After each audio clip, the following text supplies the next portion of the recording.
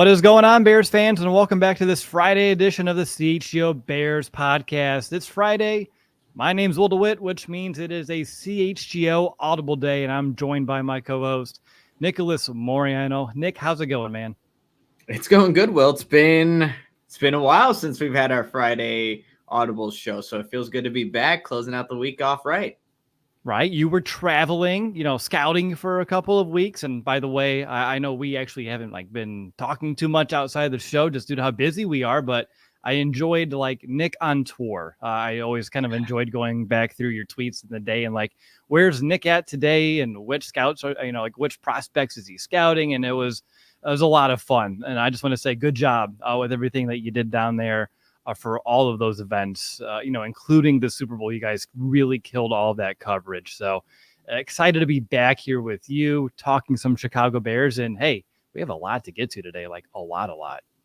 We do. And quickly going back on where I was everywhere, I've learned I wanted to be a scout at one point. After kind of doing that it kind of shows you what they have to deal with on a daily basis. But I'm glad that, everyone here enjoyed the coverage, but we're ready to rock and roll. Like you said, there's a lot of stuff to get into in this episode, a lot to catch up on, but it's good to be back, like I said, on this Friday show with you, Will.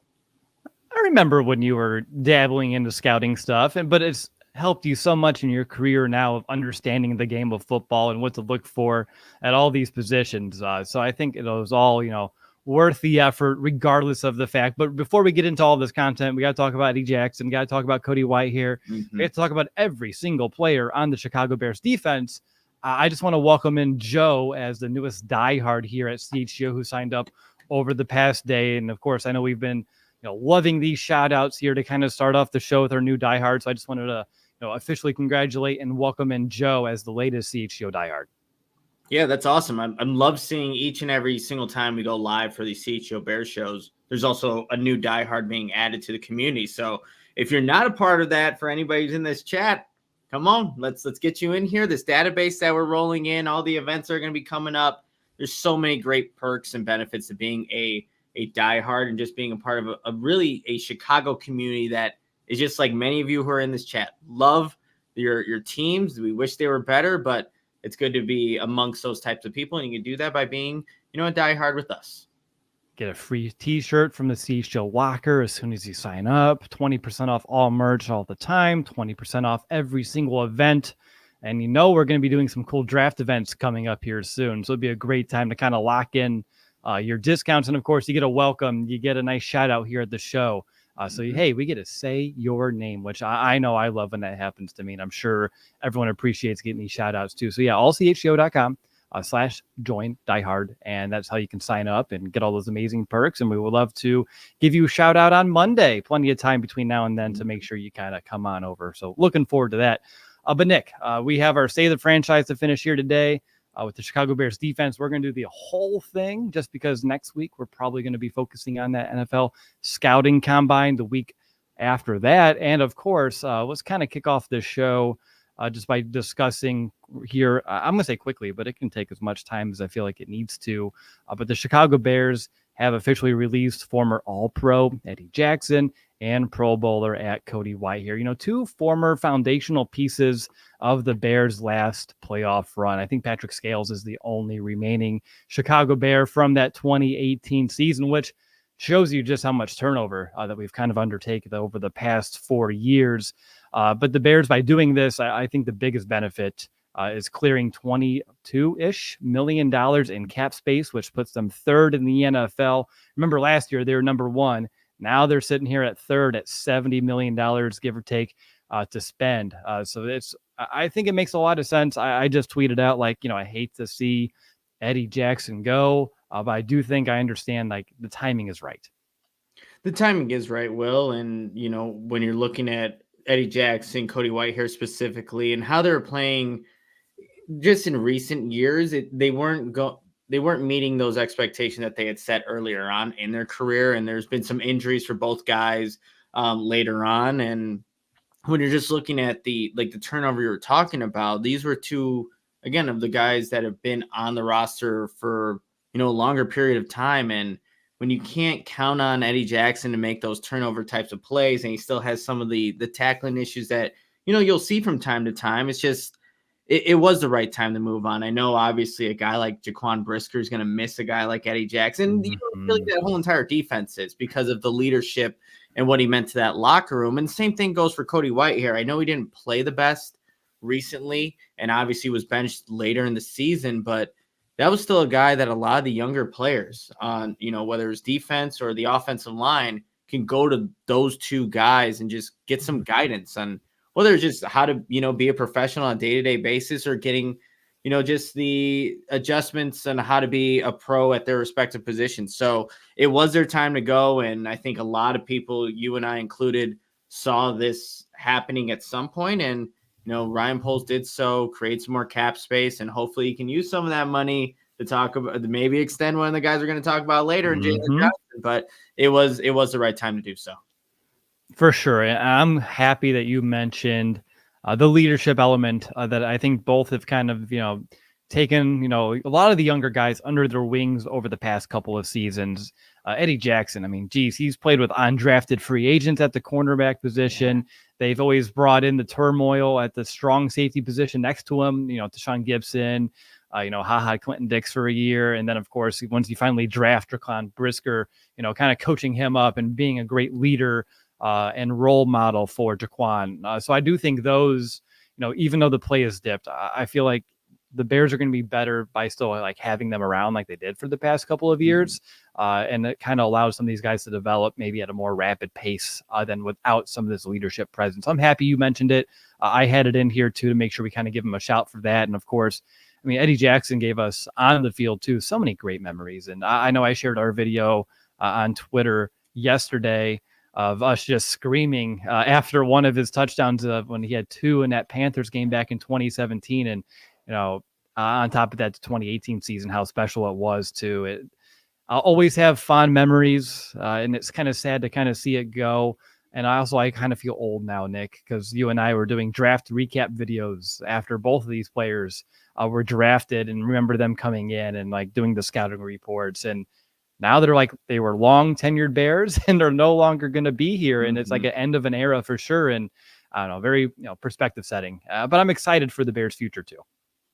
Absolutely. Yeah. That Carolina Panthers game that we got a chance to go and watch in person, it was insane seeing what Eddie Jackson was doing and then what he would go on to do in the 2018 season. I know a lot of people, when you think your favorite moments for Eddie Jackson, a lot will maybe be the pick six he had against the Detroit Lions. I really like the Monday night game against the Minnesota Vikings. Isn't that where Kirk Cousins the reason they're doing this game is because of us?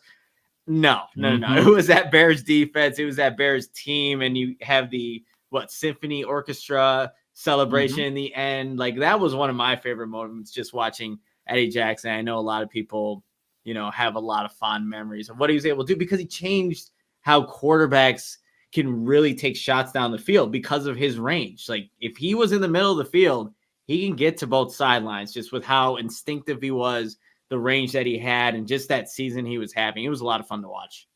And coming in as a 4th round pick, didn't have a lot of expectations. I think he had that broken leg his final year of college, which kind of helped him, fall down the draft board. And luckily for us, the other GM, Ryan Pace, I know we don't talk about him all too much. And now that pretty much every player that he brought in is gone, there ain't going to be much of a need for it moving forward. But that was a very good pick and really surprised some people. And I just want to say thank you, one more time before I ask you my next question was, how do we replace these guys? Cody Whitehair, with how he's been, I feel like that one's easier, but Eddie Jackson specifically, I think leaves a very big hole here for the Bears to kind of, need to fill here in this offseason. So I guess my question to you is, do you have like a short list, whether it be at the draft or maybe a free agent that comes to mind as someone who could be, a potential replacement for Bojack? Yeah, so I mean, it also depends on how Ryan Poles really wants to address this. Does he want to get a higher end free agent? Because there are actually some notable names when you kind of look at some of the safeties that are going to be available. Where you have like an Antoine Winfield, you have a Kyle Duggar from the Patriots, guys like that. But when I was looking through PFF's top 150 free agents, it's actually number 150 that was enticing to me, and I still have to go watch a little bit more tape, but it's like Jeremy Chin from the Carolina Panthers. I remember you talking about him coming out.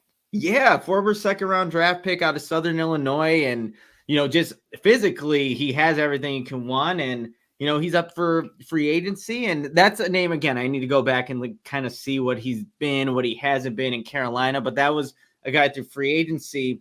And I know a lot of people in the draft, when you're looking at some of these safeties, they do like Cameron Kitchens from Miami. He's a guy that, again, a lot of people like, and I remember just watching some tape from him play against Louisville.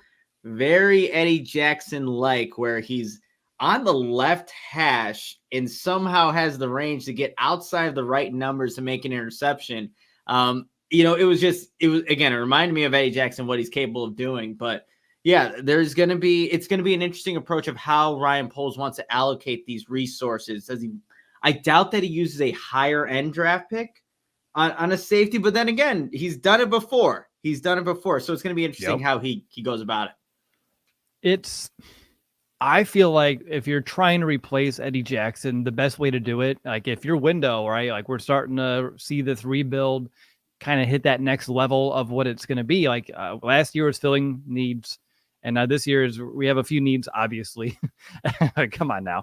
But on top of that, it's time to take that roster over the top a little bit. And in order to do that, I feel like if you try to put a rookie back there next to Brisker, who is, has his own durability issues. And I will talk about this and say the franchise coming up here in a bit.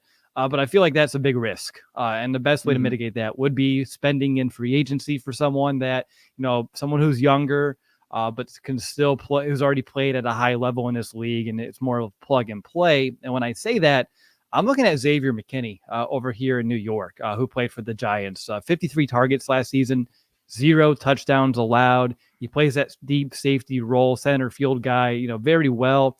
He's also a very sound tackler in space. He has those great cover skills. And he's had, 4 years in the league, and he's only 24 years old. Very similar to Tremaine Edmunds, right? Who's had all this experience, and he's still only 24, 25. So for me, I'm looking at Xavier McKinney as my short list guy. I don't have any others right now. News is relatively new to me. But preparing for this show, I want to at least provide a player to look into if you're listening. And to me, Xavier McKinney is definitely worth the investigation. Yeah, I like that a lot. And our guy, Gary Ross, also agrees with you, Will. Looking at guys on the, offensive line, I looked specifically at center for Cody Whitehair because they need to get a center in general Lucas Patrick ain't it, obviously. And, they just need somebody there. And, Jackson Powers Johnson is, I think, the top rated center for me right now. But if you're looking for, this is a guy that I need to go watch a little bit more tape of as well. Zach Frazier from West Virginia, 6'2", 314, has a wrestling background. He did break his leg in November, but he's moving without any restrictions now. So I don't think it's going to really affect his draft positioning come April. So that's a guy that if you're looking maybe in the draft, those two. And then I've mentioned this guy before, but in free agency, Connor Williams from the Dolphins, also coming off a big injury with the ACL tear. But he does fit. If he's healthy enough to go, he would fit exactly what the Bears are doing with their wide zone scheme and, retaining Chris Morgan also as well will keep, that how they want to run things similar to last season. So yeah, again, it's all going to be dependent on how Ryan Poles really wants to do this. And I don't know if you have a preference, Will, does it matter if it's a rookie center or a veteran center? Because obviously, if you go a guy with Connor Williams, he has the injury history, but he's played before. Right. A rookie, let's say with a rookie quarterback, you have to go through those ups and downs that are inevitably going to happen throughout the season. So I think there's perks and, drawbacks for both scenarios there. Man, it's a really tough question, and a lot of it could depend on what the Bears want to do with the quarterback position, as you kind of alluded to there too, Nick. But no, I don't think I'd have a preference for right now. I think best player in their eyes for the long-term future of this team makes a lot of sense. I know I had that strong opinion on let's go with some sort of free agent to replace Eddie Jackson. But like I said with Cody Whitehair, you can throw, I guess, Lucas Patrick here for looking at center specifically, right? The Bears do need an upgrade, but I do feel like a sound rookie is still an upgrade over what both of them were providing the Bears over last year too. The floor is much lower. And I know Eddie Jackson wasn't the Eddie Jackson, of old last year either. The season prior, the first one under Flus, he had that bounce back. And I know injuries kind of hurt him last year too, but I still feel like there's a lot more to replace with Jackson than there would be with a Whitehair / Lucas Patrick.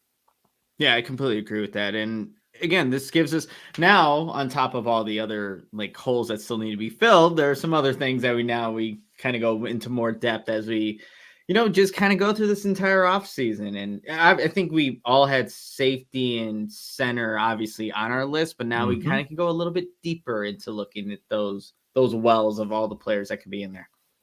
For sure. Speaking of the off season, before we even get into all of it, like we have to finish state of the franchise and do the state of the Bears defense. Because if we don't know what we have to work with now, it's going to be hard to identify those needs of areas of improvement for this team. So let's go ahead and just kind of transition over into that. And let's begin, since we're talking about Eddie Jackson a lot. Usually I know we go like offense or, the line, the linebackers and the defensive backs. So let's flip the order today and let's start with the defensive backs and let's start at safety and let's begin with Jaquan Brisker, who now is the most experienced safety on the roster. And he's only going to be entering year 3 next season. He's going to be taking on more responsibility in that defensive backfield.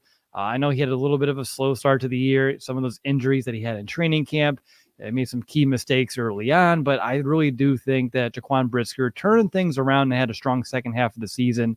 He had his first career pick, a huge game against the Lions. I think was like that 17 total tackles. That was the one where I thought TJ Edwards was going to at least get me 5. And Jaquan Brisker said, no, your bet's going to miss because I'm going to rack up 17 tackles myself. So Nick, I'm just curious, what did you see out of Brisker this season? And what do you want to see him do in order to take his game to what I'm going to say is a necessary next step moving into 2024.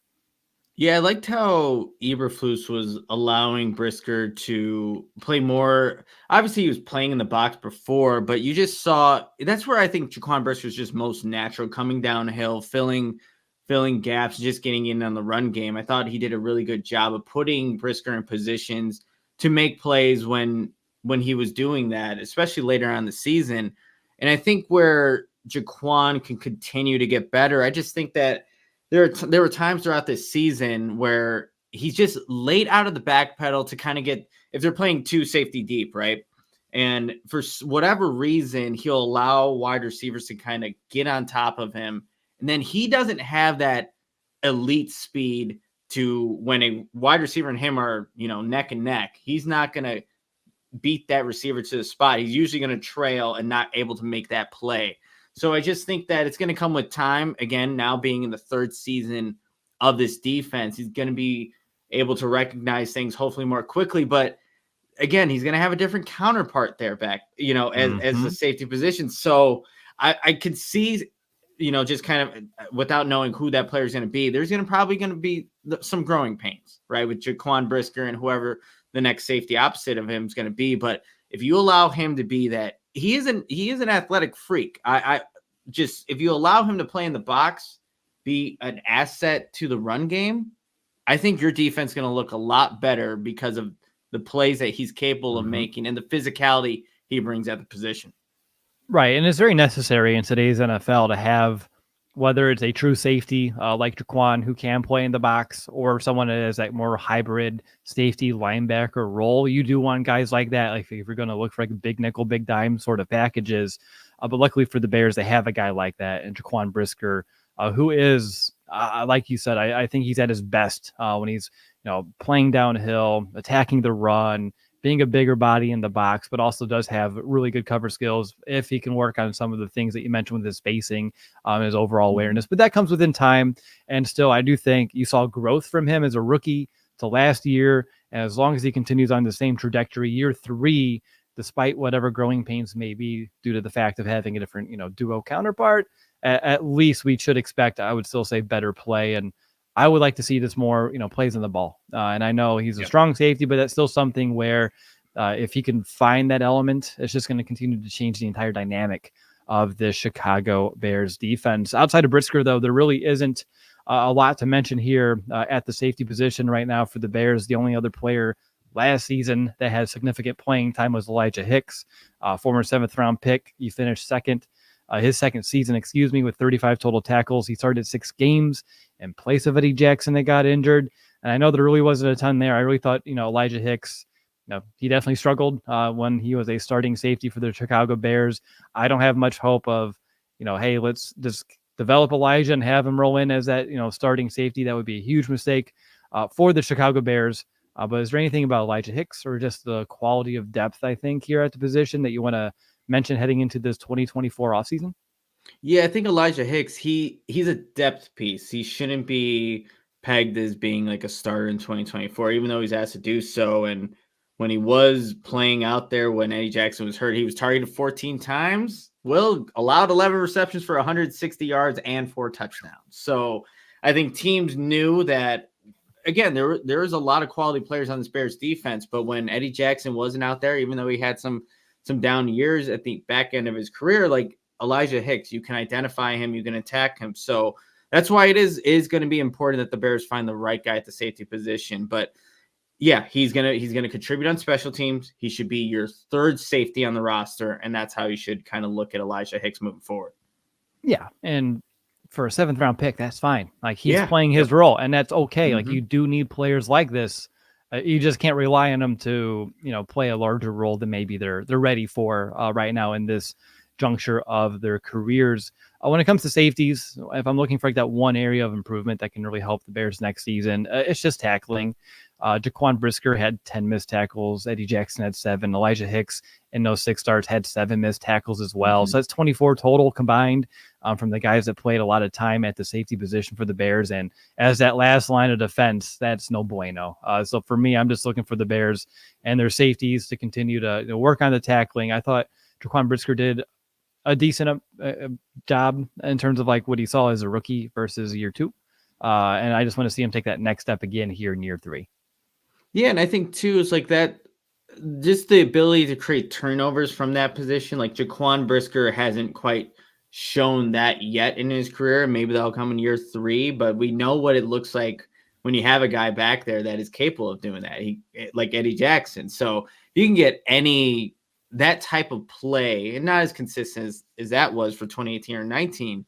Like, that is a difference maker on a defense. But I think anytime you can have just safeties that don't allow things to go over the top, that's pretty much what you're looking for out of the safety position. Keep everything in front of you, and like you said, Will, rally and tackle. There we go. My current confidence here for the safeties heading into this offseason, Nick, I'm at a 5. And that's really just due to who's replacing Eddie Jackson, where's the depth for some of these other places, and on top of that, Jaquan Brisker's durability. So like that's where now the depth gets even more tested until they find another starter, and I would hope another backup here at safety. That can happen in the draft, and I would not mind whatsoever if they double dip and they go free agency at the position and then also attack it via the draft. That'd be great. But I'm sitting here at a 5 just because it's incomplete right now.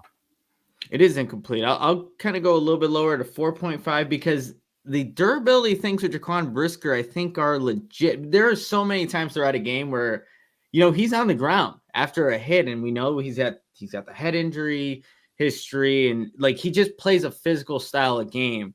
At some point throughout the season, I think you can almost expect Jaquan Brisker to miss time or to miss a couple of key snaps throughout a game because that's just how he plays. And he's not changing that. He's said it before in press conferences. That is just who he is. So, yeah, we just got to see how or who they bring in to replace Eddie Jackson and the depth that is also added at the position because of, the injuries that we do expect Jaquan Brisker to sustain throughout a season. All right, good stuff there on the Bears safeties. We still have cornerbacks, linebackers, and the entire Bears defensive line to go. So don't go anywhere. Plenty of more Bears talk coming your way. But before we get there, we're going to take a quick timeout, and I have a question for you. Are you in the market for a new vehicle? And if you are, then we have some great news for you. Our partner, Ray Chrysler Dodge Jeep Ram in Fox Lake is celebrating the President's Day sales event all month long. And you know what that means? That means you'll be able to shop presidential savings on their wide selection of inventory. For a limited time, get 20% off MSRP on all remaining new 2023 Jeep Gladiator models with dealer discount. They are the number one for new vehicle quality among midsize trucks, says JD Power. And that's not all. Shop their last call on select Dodge Challenger and Charger models. Dodge is the most powerful muscle car brand, so you don't want to miss out on their last call with over 20 Dodge muscle cars to choose from. At Ray CDJR, you'll always be able to shop one of Chicagoland's largest inventories and drive home with more money in your pocket than you'd expect thanks to Ray's Price Promise. So don't miss out. Shop great deals all month long and save big because Ray CDJR makes buying a new vehicle more affordable than ever. But that's not all. Just for listening, you can get a free oil change once you mention CHGO at the service center or mention CHGO when you book online at raycdjr/service. But you have to schedule before February 29th. So if you're in the market for a new vehicle, then you have to check out the team at Ray Chrysler Dodge Jeep and Ram because they're the only team that we would recommend. Visit them today on Route 12 in Fox Lake. So for more information, visit Ray CDJR in Fox Lake or raycdjr.com, serving the community since 1963. I know our very own Mark Carmen actually visited Ray CDJR and got himself a new vehicle this past weekend. So look to take advantage of those awesome offers and do the same. I have to tell you now about Prize Picks. And did you know, everybody, that Prize Picks is the largest daily fantasy sports platform in North America? And they're the easiest and most exciting way to play daily fantasy sports. It's just you against the numbers instead of battling, thousands of other players, including pros and sharks. You pick more than or less than on 2 to 6 player stat projections and watch the winnings roll in. Prize Picks, it's really simple to play. I can make my picks and submit my entry in less than 60 seconds. I could tell you while I was at, in Vegas for the Super Bowl, when I wasn't working, I had the Prize Picks app open. It was just like, okay, here we go. Let's make this and see if it hits later on in the day. And Prize Picks, it even offers a reboot policy so that your entries stay in play, even if one of your players gets injured. And that's so clutch, you guys. For football and basketball games, if you have a player who exits the game in the first half and does not return the second, that player is rebooted. And Prize Picks, the only daily fantasy sports platform with an injury insurance policy. So that in itself should get you to download the app. But first, what you got to do is go to prizepicks.com/CHGO and use the code CHGO for a first deposit match up to $100. That's prizepicks.com/CHGO and use code CHGO. Daily fantasy sports made easy. All right, Will DeWitt, Nicholas Moreano here on the CHGO Bears Podcast. It's Friday. It's the CHGO Audible Day, and we are giving you the state of the Chicago Bears defense heading into this offseason. We've already done the safeties. We're going to continue in the defensive backfield now and look at the Chicago Bears situation at cornerback. And, well, we may as well just talk about it here, Nick. Jaylen Johnson, I think to me he proved that he can be a lockdown corner this season. Only allowed catches on 50% of his targets, only surrendered 1 touchdown. He had 6 PBUs, 4 interceptions, and he allowed only 7.8 yards per catch. And just to put that in context, his first 3 seasons, he allowed over 14 yards per catch, so almost cut in half last year. Real strong contract season for JJ, earning second-team All-Pro and Pro Bowl honors. Nick, my question for you, and it's not about should they re-sign him or anything yet. We'll get there. We're going to play pass or play later on this episode, but why do you believe that things finally clicked for Johnson this season? And also, is he a clear cornerback 1 in your eyes? I'll answer that second part first. He is a clear-cut number 1. And why I think that and why I think he had the season that he did, I think just one, it was another year in this defensive scheme. So he was getting just adjusted to where he needed to be. And I think what we don't see and, none of us see is just the work that Jaylen Johnson puts in to prepare for each matchup. Because when you watch him on the field, like, yes, he should have had more interceptions. Let's be completely honest. But he put himself in those positions because of his ability to, 1, study the game, study his opponents, and then execute on the field. And then the last thing is just catching the damn ball. And look, he got better at that this season. And that's why I think you saw Jaylen Johnson go out and honestly just ball out in this 2023 season. So I really think it's just the film work. And also John Hoke, I think, is a guy that has been proven to get the most out of, his defensive players, his secondary. So I really just like that combination. I'm glad, hopefully Jaylen Johnson is back here to work with John Hoke in the secondary, but it really played out for him. He bet on himself, and now he's going to get paid, whether it's by the Bears or somebody else. He's going to get paid. I mean, hey, the Bears found some more money laying around. Okay, they had to, kick a couple guys out of the building to find the money, but they still found some extra capital now that they could use. And again, later on in this episode, we're going to go through all the potential free agents that the Bears have on defense, and we're going to give you our opinions on whether the Bears should re-sign them or not. So we're going to pause on the Jaylen Johnson talk, but I'm sure everyone here knows what we would expect, or what we would want when it comes to Jaylen Johnson. But let's move on to Tyreek Stevenson, who after his first season, to me, looks like he's going to be a steal of that draft and a big part of this Bears defense's future. He led all rookie cornerbacks with 4 interceptions and 13 PBUs. QBs threw his way a ton this season, 110 targets, which was the most among rookies, second in the NFL overall. And of course, if you see 110 footballs thrown your way, you're going to have some ups, you're going to have some downs, but you really have to appreciate Stevenson's confidence and poise, seeing that much action as a rookie. And on top of that, Kyler Gordon had a really solid second season out of the cornerbacks that saw at least 237 coverage snaps in the slot. Gordon gave up the 4th lowest passer rating this year at 83.6, and his 2 picks in slot coverage tied for the most in the NFL. And this year he allowed 194 yards after the catch. And I was like, I remember last year, Nick, his rookie season, when he gave up so many yards after the catch. So how many weeks do you think it took him as a rookie to give up 194 yards after the catch, which was his total for his entire second season? I'm trying to, okay. I would say it took 5 weeks. Damn, 5 weeks. Exactly.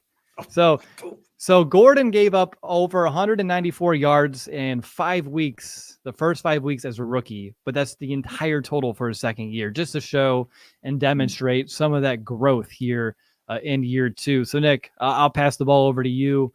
Just, feel free to intercept it for me. But are these two best suited to remain in their roles next season in order to continue this growth? Or do you think that they can step into higher roles without Jaylen Johnson? To me, I would keep Gordon in the slot. Like, I don't think there's any reason to change this now. And on top of that, like, do we really want Tyreek to be cornerback 1? Like, I don't know. Like, what's the best thing the Bears can do to allow these guys to continue to grow and to develop, I guess, is like the nut of the question here. Well, no doubt. It's like you want the role that they had last year with Jaylen Johnson still is the number 1. I think that's the best scenario in which all those 3 guys still continue to ascend. But if Jaylen Johnson isn't here, like what we saw from Tyreek Stevenson, obviously he was going to struggle early on. He had to get acclimated to the NFL game. He was a little bit too physical. He was getting those pass interference calls, being a little too touchy at times. So I think it was going to take an adjustment period. But, I think when Ryan Poles made that pick and moved up to get Tyreek Stevenson, he envisioned like this could be a guy that I can count on. So it's not to say that like he can't be a number 1. I just think the best version of all 3 of those guys is with Jaylen Johnson still on the secondary. And Kyler, so the thing with Kyler Gordon, I would like to just see him on the defense more often. Obviously, they're in nickel for a majority of the time, but when you do have to get heavy set, he's going to be the guy that usually comes off the field. But it is his best role because of how he's able to move in space, to recognize where he needs to be, how he breaks on the football. That's Kyler Gordon. And I think if you almost put him on an island outside, you're limiting just the space where he's at on the field. That's just how I kind of look at it. So to answer your question, definitely you want Jaylen Johnson back, get those guys ascending and continuing to just grow in this secondary, because that is definitely one of the strengths of the Bears defense going forward right now. Yeah, and I think what's interesting about Kyler too, you mentioned it, and I did too. But as a slot cornerback, you're going off the field there for about 40% of the snaps. just due to how that, you bring on Jack Sanborn, you bring on your backer, you got to take off a DB.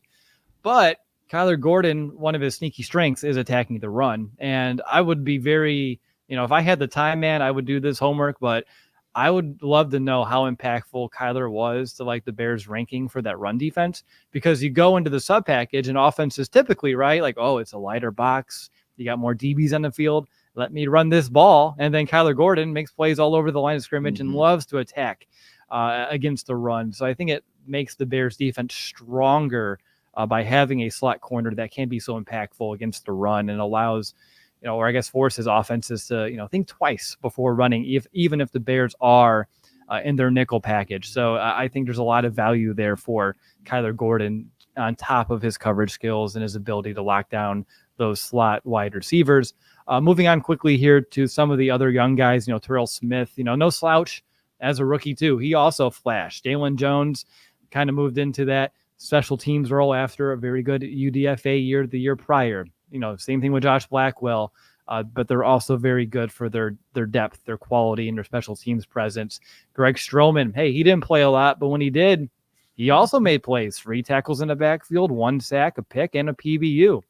Is there anything or any player that you want to like highlight here when it comes to the young guys on this roster at corner? Well, Terrell Smith, I think for the opportunities he had, and he was rotating with Tyreek Stevenson throughout the season, that it just shows the belief that Eberflus and, this Bears defensive staff has in, a rookie like that who, it wasn't even like he didn't have a chance or an opportunity to get a feel for the game because like you're going in for this drive and Tyreek's didn't come out. So credit to him for making plays when he did and being, I think, a pretty sound tackler when he was in there. But Josh Blackwell, he dealt with some injuries. I still like what he brings on special teams. And even if he is asked to play at the nickel spot, obviously very undersized, but he's a guy that, again, will be in the right position. And, I like that he's still developing, again, as a depth piece for this Bears secondary. When it comes to the cornerback room, Nick, what's like that area of like improvement? Like what can they clean up to give them the most impact next year? Yeah, I would say so. Maybe let's exclude Jaylen Johnson out of this because of what he was able to bring to that situation. So when I'm looking at the younger guys, and Tyreek Stevenson, it is just to play more cleanly, and especially early on in the season. And again, there was an adjustment period for him. And then I think when you're looking at guys like Kyler Gordon, like for the most part, he was in the right position. He was making plays. He was breaking down the football. But I still think there's more that we still can see from Kyler Gordon. I remember after training camp, like this guy's going to have a breakout season. Then he, has the hand injury. So those special plays, let's get that pick 6. Let's break on the underneath route. I could still see that for Kyler Gordon, no doubt. So those impact plays for Kyler, and then for really Tyreek, let's just start playing cleanly at the start of the season, especially, and then. He's got the interceptions already. He has a knack for the football. And now if you could prevent the penalties from happening, now you have a really good 1-2 duo at the outside cornerback position. Yeah, I put in my notes, just make smarter decisions out there when it comes to being aggressive. But at the same time, like sometimes you have players that you're going to live or die by the aggression. And sometimes it's worth it. Sometimes it's not. Hopefully it's worth it more times than it's not. But I'm right there with you. Other than that, maybe durability, Johnson, if he's back, some of the issues with the shoulder, Kyler Gordon missing time for back-to-back years. And honestly, the hand was like a freak injury. So it's hard to fault him for any of this, or really both guys for any of it. But obviously, if the Bears want to be the best defense possible, we want our best players on the field. We want them healthy. So that's just another one on it.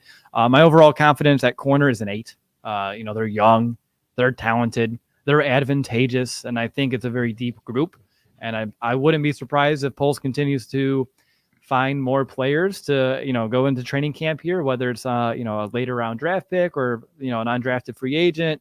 Heck, maybe he finds a cheap veteran deal too to kind of bolster the back end of this group. I mean, it's possible, but right now I'm feeling really good at an 8, and that is assuming that Jaylen Johnson does return, just throwing it out there. Without Jaylen, it probably goes down to like a 6.5.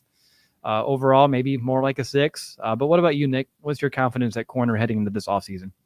I'll go an 8.5, and that again is with Jaylen, but also that's with adding some few more edge rushers or pass rushers up front because of what I think that secondary is capable of doing, or specifically the cornerbacks. They have the right guys in place.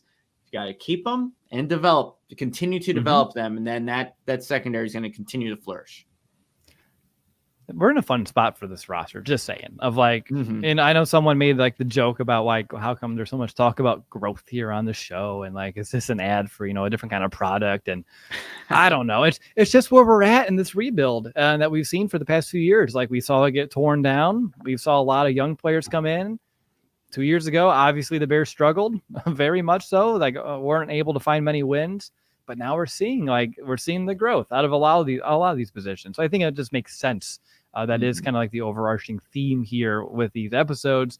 But let's go ahead and get into linebackers here real quick, Nick. Obviously you go back a year ago, I was ecstatic when the Bears signed both TJ Edwards and Tremaine Edmunds. I thought we'd be lucky to land one of these players, but somehow Ryan Poles found a way to reel in both on really good deals. And even though it took some time for them to gel, the results for me were worth the wait. Edwards and Edmunds, they combined for 268 tackles, 13 for loss. Edwards had career highs with his 3 picks, 2.5 sacks, 8 quarterback hits, 7 PBUs, 2 fumble recoveries. Edmonds had the most tackles, 113, since his career high in 2020 of 119. His 4 interceptions were the same amount that he had in his previous 5 seasons combined. So he finally found out how to be a ball hawk in this defense. And the Bears were able to take some already very good players, Edmonds and Edwards, and have them play some of their best ball and stretches in year one of a new defense. And I thought that was very impressive. So I guess for you, Nick, do you think that this duo can be even better next season? And if so, what could that mean for the entire Bears defense? Well, they definitely can be better in 2024 because I thought in the beginning, both those guys were not playing up to their contracts and what the expectations were early on, especially that week 1 game against Green Bay. So they definitely improved, I think, as they got more familiar with one another. And I know they had training camp and, things like that to kind of learn how each one played. But, TJ Edwards was learning a different position being next to Tremaine Edmonds. So that took time. And you saw it at the back end of the season, how those two played and worked off of each other. But they can definitely be better. And they can be better if that defensive line continues to improve. But the instincts are there for both of them. And I would say specifically looking at Tremaine Edmonds, and at this point, I don't know how this gets improved to a level where I think it'll be consistent enough. But because of how tall he is, I think he just has a issue with tackling at times, breaking down and tackling to get kind of low. Because you saw that at times where the key moments are just not wrapping up. But I wonder if that's just his height and not being able to get low enough. I don't know exactly what it is, but I remember there were several conversations with Dave Borgonzi, the linebackers coach, like, he's being paid all this money. Why is it that he misses, tackles from time to time? But you take that out of the equation, both these linebackers really, again, are another asset strength to this Bears defense because of the playmaking ability that they have and the way that they just break down and see plays and are able to hit gaps and make tackles inside the box. I like that a lot there, Nick. Let's actually talk about some Jack Sanborn, huh? Why not? We'll show him some love here. Former undrafted linebacker. He also had to play a new position this year, going from middle to the sandbacker. And I thought he transitioned, pretty quickly here. Finished with 1 more tackle than his rookie season. He notched 2 more tackles in the backfield, 7 than in his first year.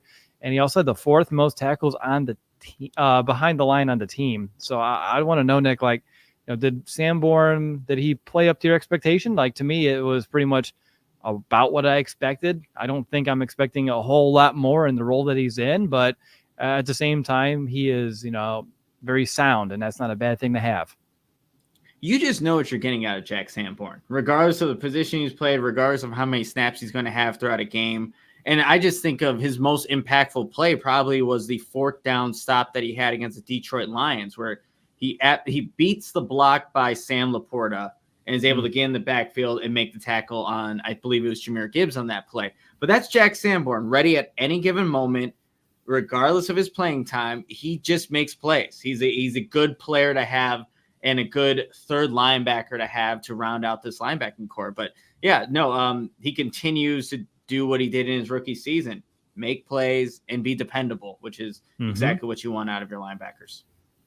Some other linebackers still on the team, Noah Sewell, DeMarcus Gates. I know upcoming free agent Dylan Cole. Is there anything worth mentioning? A lot of them, I mean, luckily didn't have a lot of playing time on defense just due to the Bears being healthy and not having to, shut down one of their upper guys on the depth chart. But anything you wanted to mention about these guys?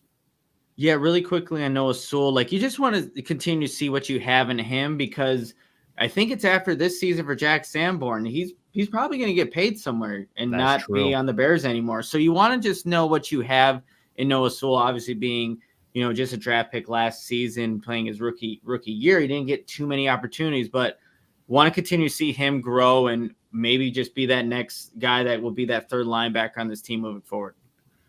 What's your confidence at linebacker? I'm at a 9.5. I feel really good, and I don't know if that's a mistake or not. But right now, as it sits, I mean, you can address every other position on this team before linebacker, and I wouldn't fault Poles, whatsoever. He did all the hard work last year. He did, and I mean, look, if the only linebacker duo that I would put really ahead of them right now is probably the one in San Francisco. This duo makes plays. This duo gets after the football.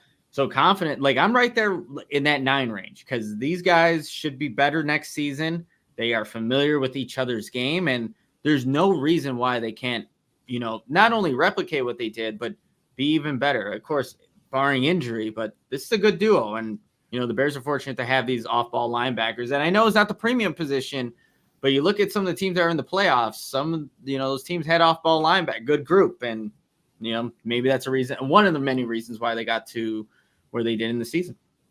Hey, it's a good trio, okay? Trio. Jack Sanborn, he's a part of that, yes. You had Urlacher, you had Briggs, but you also had Hunter Hillemeyer. You need all three, and I think the Bears do here as well. Let's take our final time out, and let's talk about, I'm going to tell you a little bit about Game Time. And, one of my least favorite parts, if I'm using some other services, is hey, I'm going to buy these tickets, and I'm like, am I going to get them? I've actually had that happen with some other places, and that's really scary. Nick, you were there. I was at your house freaking out about that before a couple of years ago. But on top of that too, it's that was one of my bigger frustrations. And of course it's am I going to get a good deal or not? What's my view look like for my seat? And all those things is what I love about Game Time, because they have those killer last minute deals, all in prices, views from your seat, the best price guarantee. They just take the guesswork out of buying tickets and really just help me alleviate some of my stress when it comes to buying some tickets to events. And I love the Game Time app. It's so easy to use. You just pull it up. I go to the game or event that I actually want to attend. I get a view from every single seat. I'm real choosy. I'm real picky. I love to debate, what's the best bang for my buck too. So I really love the Game Time app. So you can definitely see that view from your seat, so you know what to expect when you arrive, and also buy tickets in seconds. Just 2 taps. The tickets are yours. And Game Time, they're obsessed with finding the ways to keep you, find ways to help you find, save money on tickets. They have those zone deals. You pick the section, and Game Time picks the seats for an average of 18% savings. And the Game Time guarantee means you'll always get the best price. So if you find tickets in the same section and row for less, Game Time will credit you 110% of the difference. So I encourage you to take the guesswork out of buying tickets with Game Time. Download the Game Time app, create an account, use code CHGO for $20 off your first purchase. Terms apply. And again, create an account and redeem code CHGO for $20 off. So download Game Time today. Last minute tickets, lowest price guaranteed. You have to check out Game Time, and you also have to check out CD Price Cleaners. Low prices. Customers save over 30% on their dry cleaning bill by switching to CD1 Price Cleaners. They also have simple, transparent service. Other cleaners charge a different price for every garment type. Plus, they have upcharges, and you may pay a different price each time you visit. At CD1 Price Cleaners, they charge one low price for any garment. You have even sports jerseys and the same one low price, and they have that fast turnaround. CD1 Price Cleaners has your order ready the same or next day. Other cleaners take 2 to 4 days to have your clean garments ready, and you get those text alerts. Everyone's on their phone. Well, CD Price Cleaners sends you a text when your order is ready for pickup, and they have a wide variety of services. They have the dry cleaning, wash and fold laundry, blankets and comforters, tailoring and alterations, leather cleaning, area rug cleaning. I know I would take advantage of the wash and fold laundry. I don't know anything is more annoying than folding laundry. So you got to check out CD Price Cleaners. And what you first got to do is visit chgo.cd1.com. And of course, the link is in the description below. Once there, you can pick from an in-store coupon or online pickup and delivery coupon options. All right, good stuff. I hate folding laundry, Will. I hate folding laundry. Go to CD1. I felt the disdain through the webcam here, Nick. So next time I'm at your place, I'm literally going to just unfold all your laundry and run away. Oh, God, that sounds like a nightmare. All right, let's hit this home stretch here. We got to talk about the Bears' defensive line. And then on top of that, we're going to play pass or play, let you know which upcoming defensive free agents the Bears should look to re-sign here, the in-house ones, and then we'll call it a week. So beginning with this defensive line, it only feels right to start this convo by working up a sweat.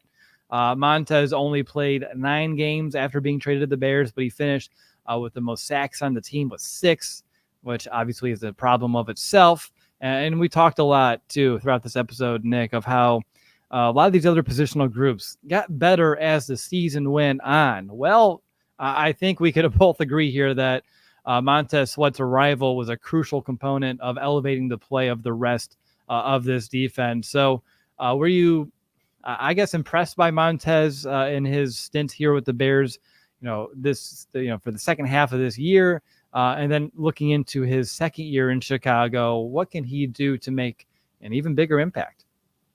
Yeah, so was I surprised? I think so, just because of how quickly that effect happened, the Tez effect, as Matt Eberflus likes to call it. But he was a force out there, and opposing offenses needed to account for him on every single given play.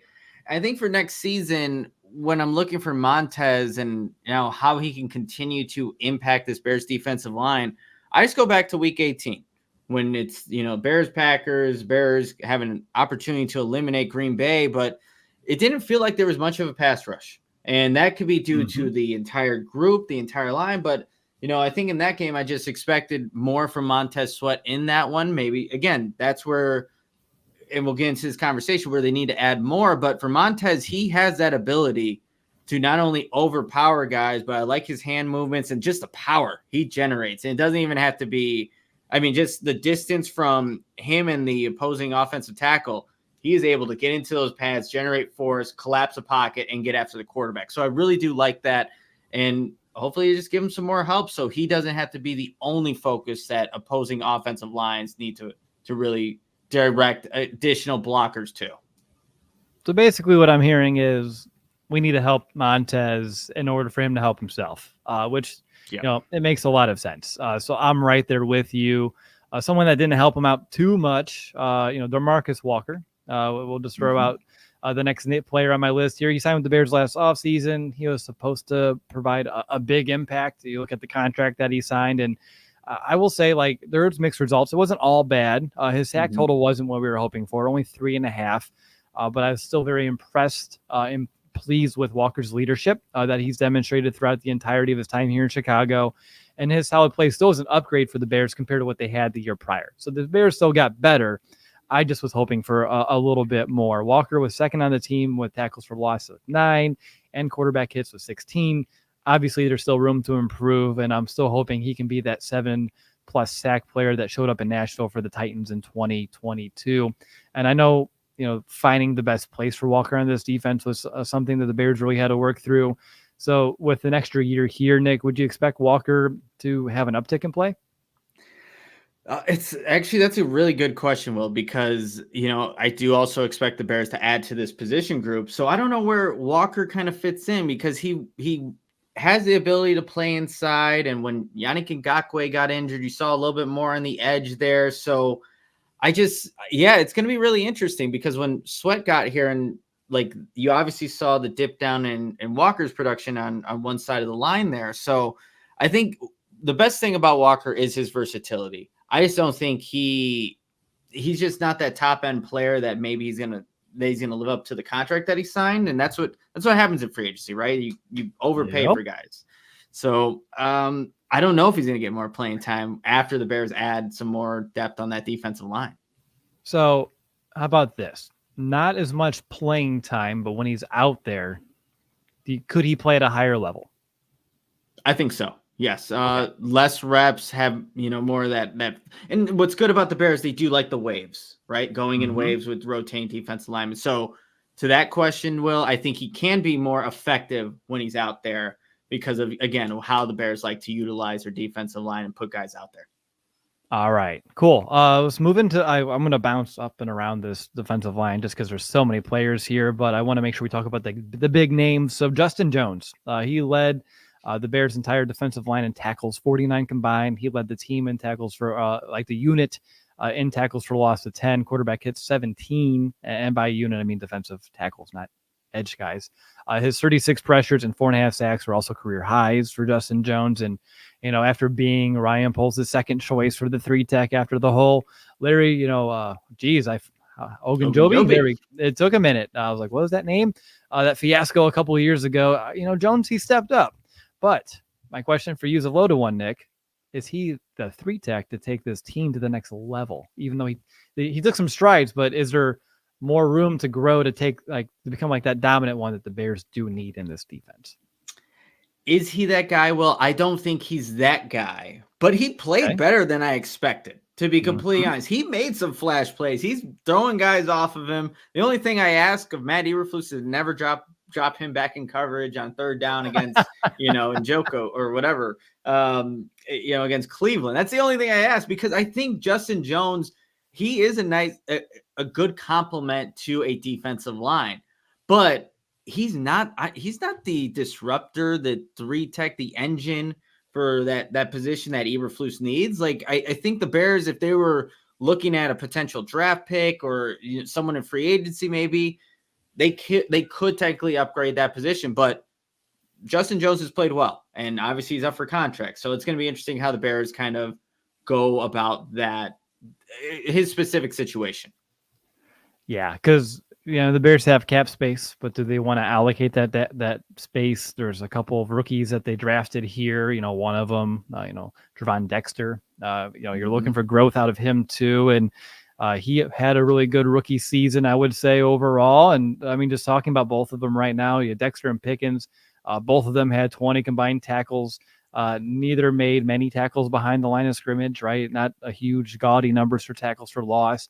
But Dexter did finish fourth on the team with 12 quarterback hits and fifth with his 2.5 sacks, while only playing about 40% of the snaps on defense this year.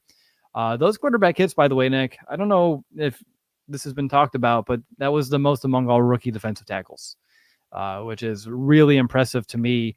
That's more than, Jalen Carter. I just want to, throw a big name out there. Like, he did have more quarterback hits, but Carter had more sacks. So it comes down to finishing those plays, right? Like, you got your hands on the QB, but you got to take them down there for the sack. And heck, if half of those quarterback hits that he had turned into sacks, we would be having an entirely different conversation about Dexter, this Bears defense.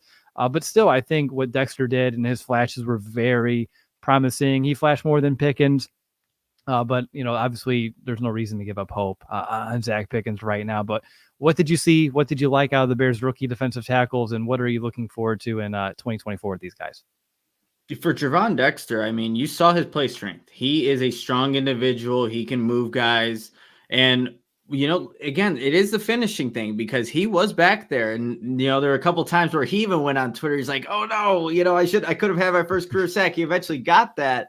But you do like the play strength that he has. And the thing, like, he does stand upright, I think, out of his stance. And that's still something that he's working through with how he was playing initially at Florida, how he had to adjust to the NFL. Like, it's still going to take time for a rookie. Now, obviously, he played the entire season, but it's going to take some time. So I liked the flashes. I really liked the flashes. And he had a snap against, it was Detroit. He was at opposite of the right tackle. He was a defensive end and was able to get back there at Jared Goff. So there's a little bit of versatility to his game. Zach Pickens, I think for Zach, it's just going to be about working on the fundamentals, because I don't know if he's ever going to be, look, as a third-round draft pick, you just want him to be a compliment to the defensive line. But there were some obviously good plays where he's able to help guys who are running stunts because he's occupying 2 blocks, and then that frees up a guy like Justin Jones. So you saw that. But I think with more opportunities, we'll see more from a guy like Zach Pickens. But it's going to be interesting to see his development on the defensive line when this Bears team continues to add more talent around there. So I do like hopefully the trajectory, especially with Javon Dexter. But yeah, we'll have to wait and see on Pickens and see how he's utilized too. Like I felt like both those guys were being swapped at times. So it's going to be, and they both know each position. They both said that. So it'll be interesting how Travis Smith utilizes them and how Eberflus ultimately envisions them being the best versions of himself on this defense going forward. All right. Well, hey, we have a few more players here just to bring up here rather quickly. Andrew Billings, we talked so much about his run stuffing ability as like a nose kind of body. That was a lot of fun. Yannick Ngakoue obviously didn't make the impact that we're all hoping. And unfortunately, once Montez Sweat got here, like we weren't able to watch them really play together to see what that could have looked like. Rasheem Green, he had his impact felt off and on. And I know people were really liking him early on in the preseason. Don Rob, what can you say about the guy? Anything you wanted to add with, some of the other names that we haven't really talked about yet?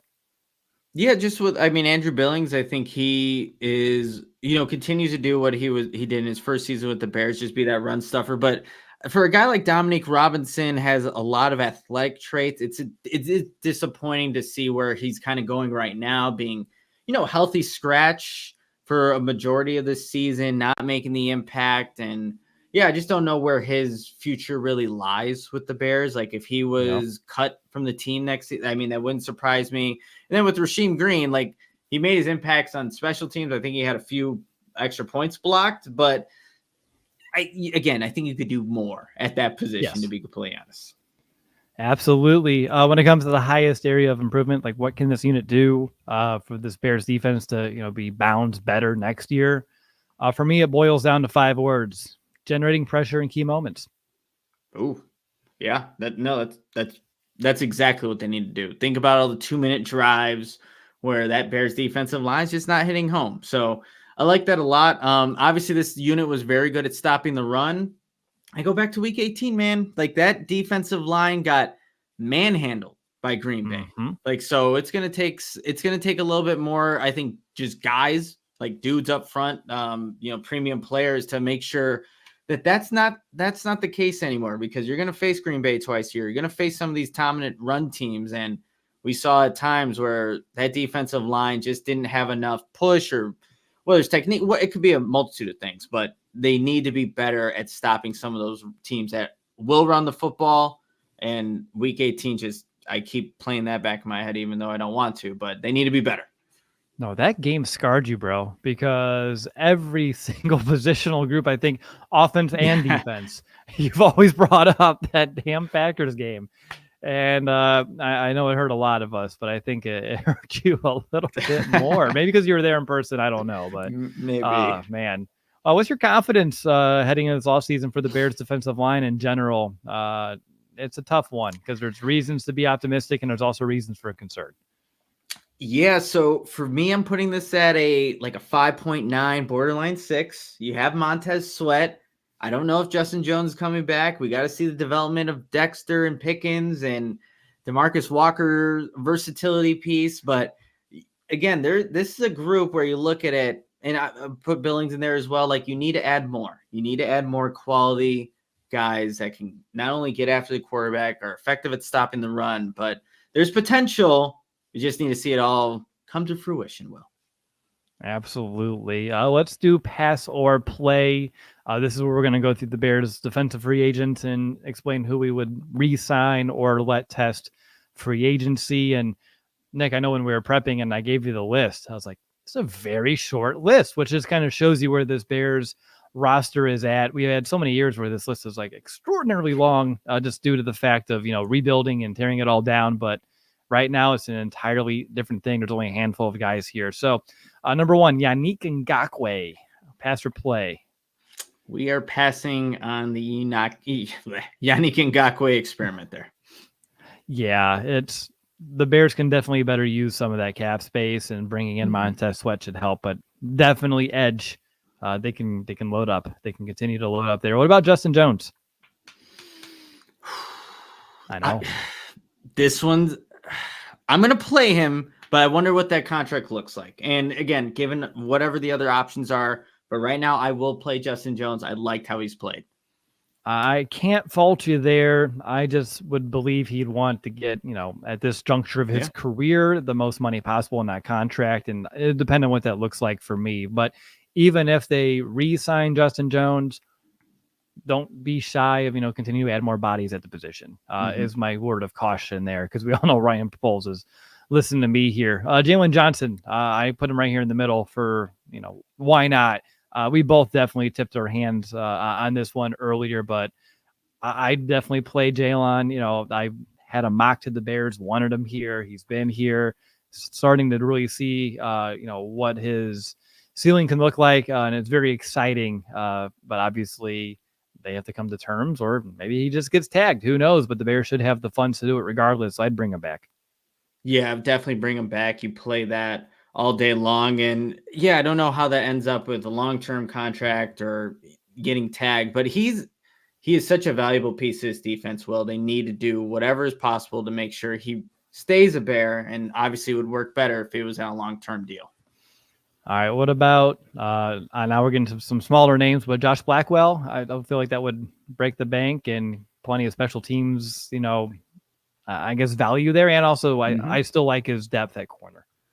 Yeah, I'm playing Josh Blackwell. Again, it shouldn't take much to retain a guy like that. And yeah, I think there's still more to his game, but special teams, he's an impact player on that unit. Rasheem Green? Yeah, you can pass on Rasheem Green. Well, you can pass on the Green. I remember when they made the sign, I'm like, okay. But no, you can pass on Green. And then last, maybe least, Dylan Cole. Yeah, you can pass on Dylan Cole. He was supposed to be like a huge contributor on special teams, and no. And he gave up the touchdown in Detroit when they took off Jack Sanborn, put in Dylan Cole. He couldn't get to the edge, and you're like, all right, it's time. Pass.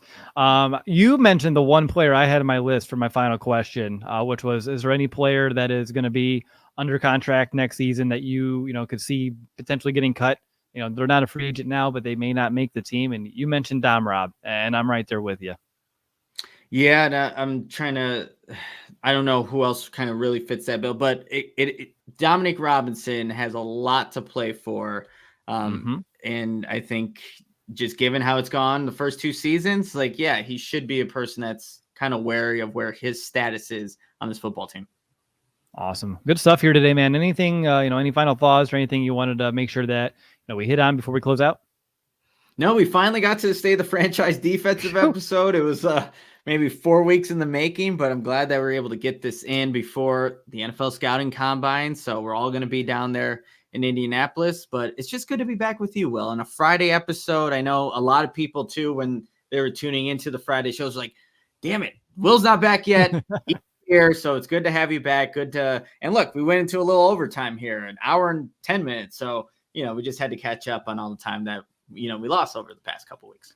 Oh, that makes a lot of sense. No, it's great to be back behind the mic. And, even, for everyone listening, even if Will's not right here in front of you, I'm always doing great things for CHGO All City in general, behind the scenes that you may not know I'm doing it, but I'm sure you appreciate it. But I'm going to say, good show. I can't wait for next week's already. But I want to just thank everyone. Oh, we do have some supers that came in early. I forgot about those. The overtime. It's Isaac, good old Isaac. Thank you for the $5 super chat. I feel like no one's talking about punter as we need Gil, who wasn't, not good, to put it lightly. Free agents and draft, how do you replace them? I don't know if I'm at the replacing stage. Iowa.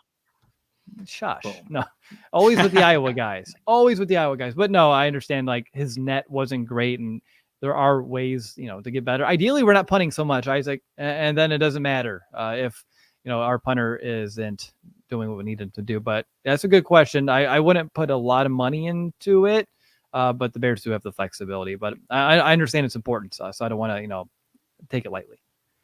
Yeah, and again, if you want to draft Tory Taylor from Iowa, you can also do that too, Isaac. I wouldn't mind. It's just I just wish there was like IU guys that I could just do that with, but I know where I live and I know what school I root for.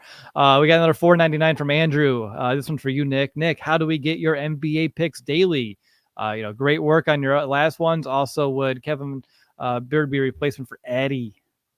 The NBA picks daily. That is a crapshoot. I'm not gonna lie, Andrew. Sometimes I'm just Shai Gilgeous-Alexander. He can score the ball. Like, all right, and he scored 38. I'm like, let's continue this trend here.